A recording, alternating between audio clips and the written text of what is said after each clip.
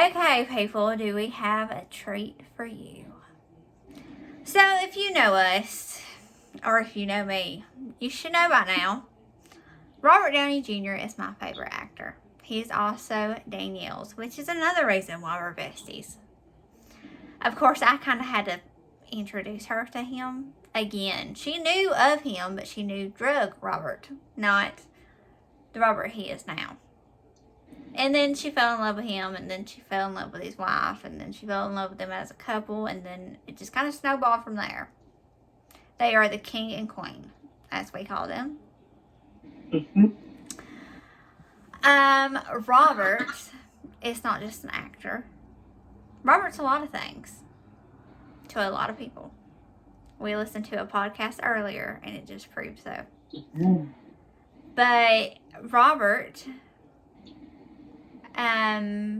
released an album. I want to say 2004. Yeah, I'm pretty sure it was 2004. It was after he met his wife and before they got married, so that would be 2004. The album's called The Futurist. Yes, like in the movie when Hawkeye, Jeremy Renner's character Clint, says he's the futurist, remember? It was 2004. In one of the songs,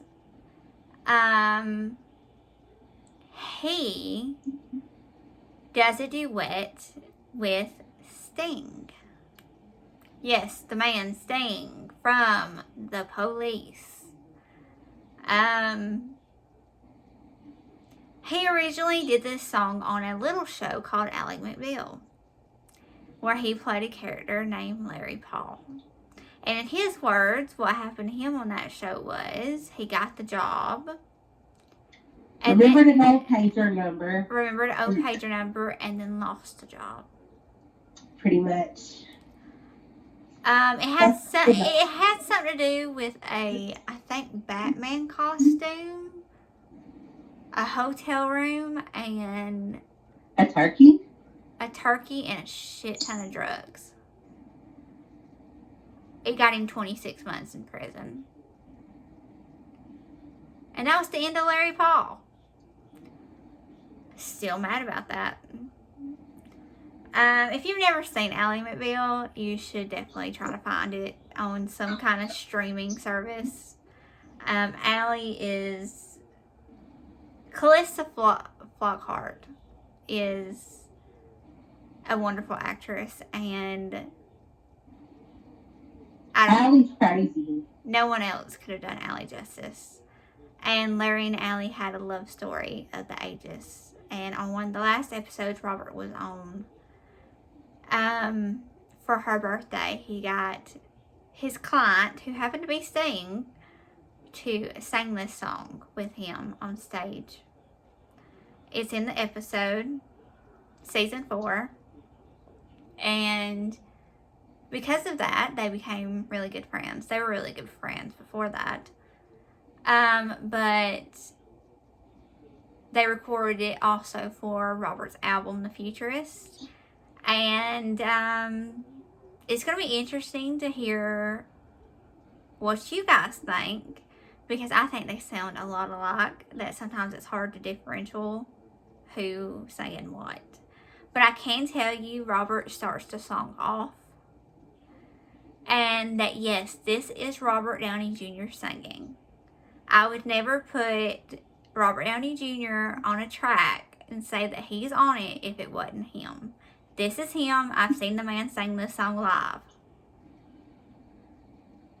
This is what he sounds like. Truly, I promise. Our man, he's got talent. Okay?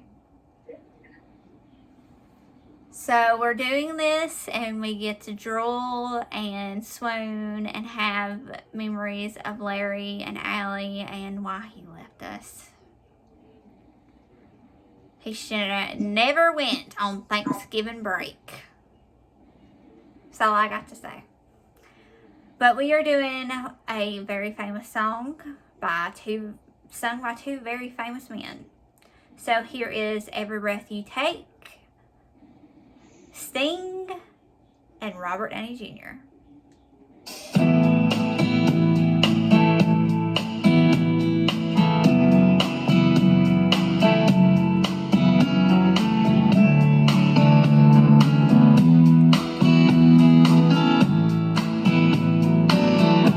Every breath you take, and every move you make, every bond you make, every step you take, I'll be watching. Yes, that is Robert Downey Jr. Like I said, he starts the song off. I'm not kidding. Danny can vouch for me. Yep. That's Robert. Yes, you will hear Sting. I promise. They did not change the song. They just happened to both be singing on it. And yes, this is a song about him stalking her. It's not romantic at all. Yet everyone seems to think so. I'm just saying. But maybe it's romantic now that Robert's on it. Maybe it's not as weird. I don't know. It's still weird, but hush your mouth. Every single day, every word you say, every game you play, every night you stay, I'll be watching. He can watch me anytime. I just wanted to say that right now. No.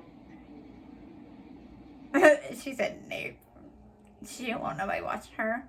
That's creepy. Look, the man is 55. I'm 25. Do the math. I did. He is 30 years older than me. And happily married. Dude, my dad is not even 40. And no, I'm not kidding. My dad turned 39 in March. So I can't even say he's old enough to be my dad. He's too old to be your daddy. But he has a son your age. His son's older than me. He was born in 92. I was born in 94. Sure. Danielle, why don't you tell them his oldest son's birthday? It's September 7th. Whose birthday is that also? Mine. I'm older than him. Little Robert Downey Jr. facts. His first son's name's Indio. Second, Exton. Daughter, Avery. Yes, they're strange names. He's a strange man. He is not. They're unique. Elias is actually his real last name. It's so pretty. And his daddy is a trip. Yep. Even in his 80s. Still bossing everybody around, including Robert himself. Little Bobby, as his mother used to call him. Bobby, as his mama, Elsie, called him. May she rest in peace. Lord, she must have some stories. He probably was a handful. I'm pretty sure he said he had his first kiss at, 12, and she was like 16? Yeah, it was at summer camp. I could tell you so many Robert Downey Jr. stories. It's ridiculous. I love that man. Seriously. Oh, can't you see? That's Sting. You belong to me. I'm a place with every step you take. If you can't tell that's Sting, then you obviously have never heard Sting sing this song or sing any other song. Duh. I mean, yes, they sound a lot alike, but seriously. Robert can't hit that note the same way. No. And we love Robert, but we both know it, and Robert knows it too. Sting is Sting. She likes to call him by his real name. She probably can't remember it right this second, but whenever she No, might, you put me on the spot. I can't remember it. but whenever she sees it, she thinks I don't know that that's what his name is. But when I hear it, I know what his name is. Yeah.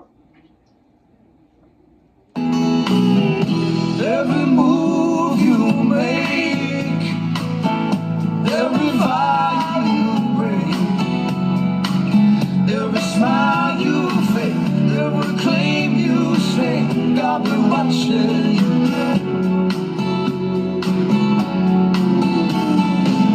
Since they're gone, I've been lost without a trace. I dream at night, can only see your face.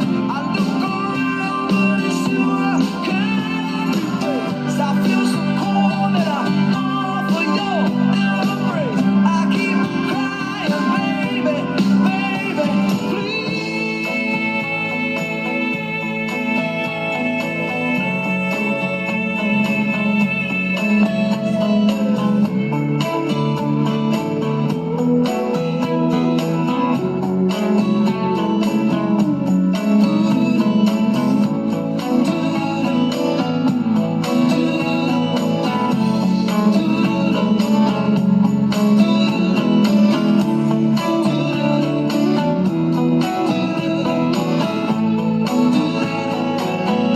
Oh, can't you see you belong to me?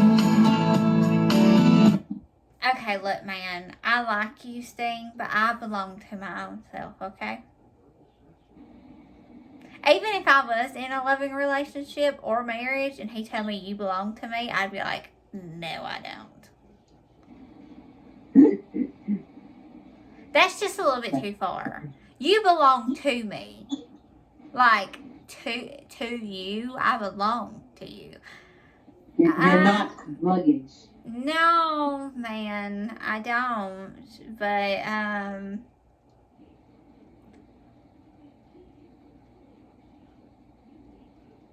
I mean, I don't know how people did not know for the longest time that this song was creepy.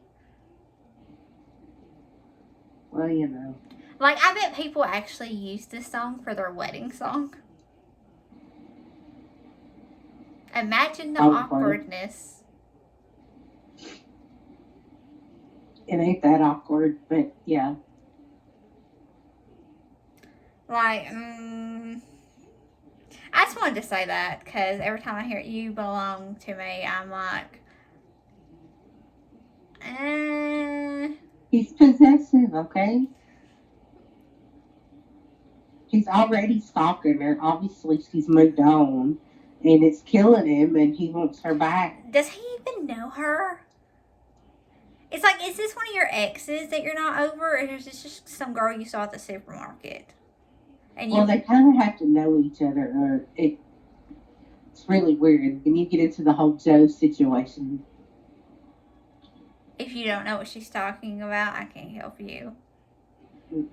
It's a really popular show. I know y'all know Joe. Bunch of weirdos out there. Y'all be all up on Penn Badgley. He don't want you. Stop stalking him. He's not really Joe, and he's not gonna put you in no damn box. Or whatever the hell he does. I don't watch the show.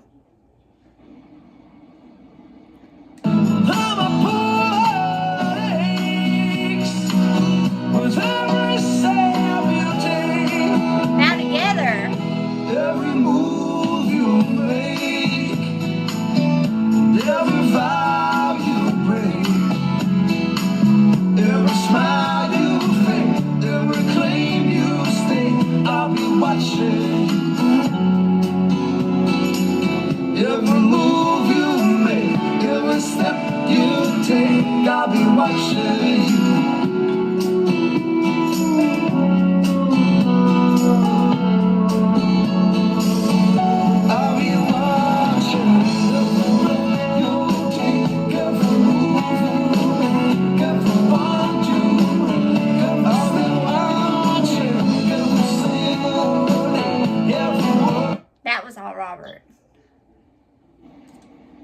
didn't know.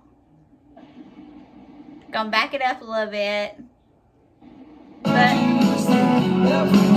this part.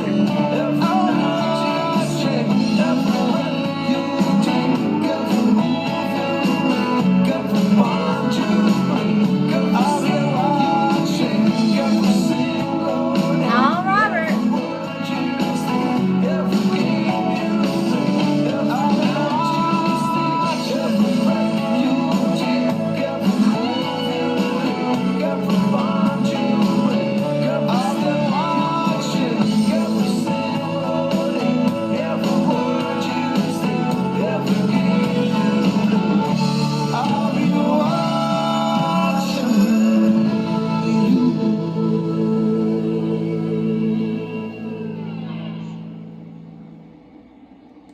I get it. They'll be watching. So, Sting kind of let Robert take over the end, if you couldn't tell.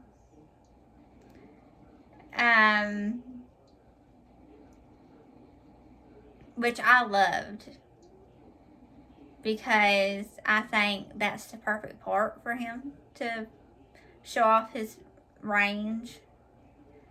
Like she said, where Sting came in, Robert wouldn't have been able to hit that note.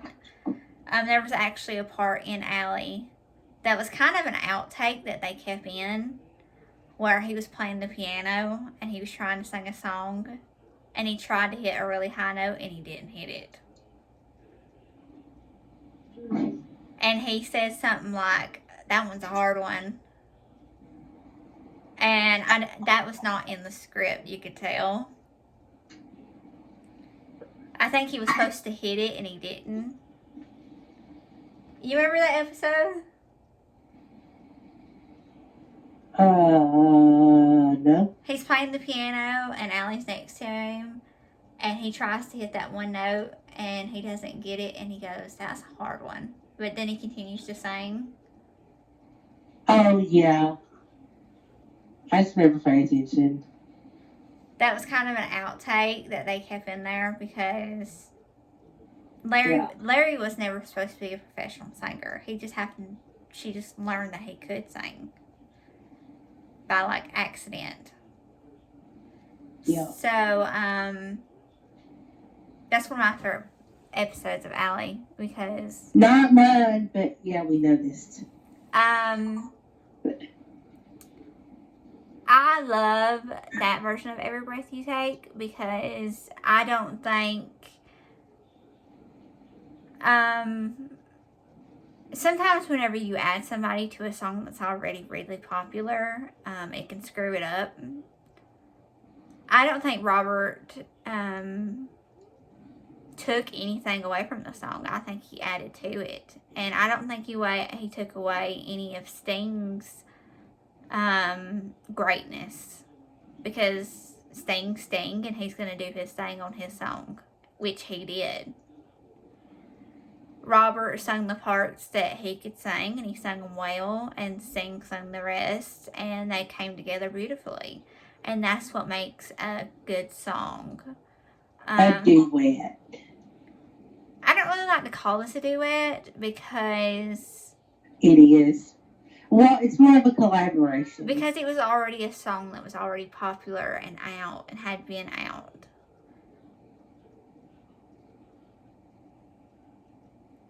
A collaboration. But it's one of my favorites to listen to Robert sing. And to know that how close him and Sting are, and Susan, his wife, is close to Trudy, which is Sting's wife. They actually ordered them a penguin cake for their anniversary, Robert and Susan's anniversary, their 15th anniversary, because they're each other's penguins, which means they mate forever.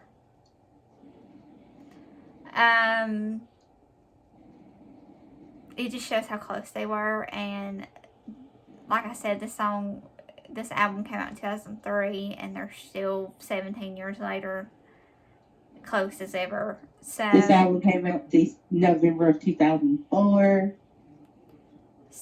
No, I looked it up. 2004. But still, I mean, all these years later. and to have a friendship like that. And Sting sung their wedding song, which is Field of Gold, at their wedding. So, I think it's something special, and I think it's special that Sting trusted him so much with such an iconic song. He knew he wouldn't screw it up. But if you haven't seen Ally McBeal, you should watch it. Watch season 4, because that's when you meet Larry Paul. Season 5 also has John Bon Jovi in it. He's nice to look at. Not worth it. He's nice to look at, but he's not Larry. Nope. But thanks for going on our Robert adventure. We purely did that out of selfishness. Yep. And we're not even ashamed of it. Nope. We love him. Yep. Later, guys.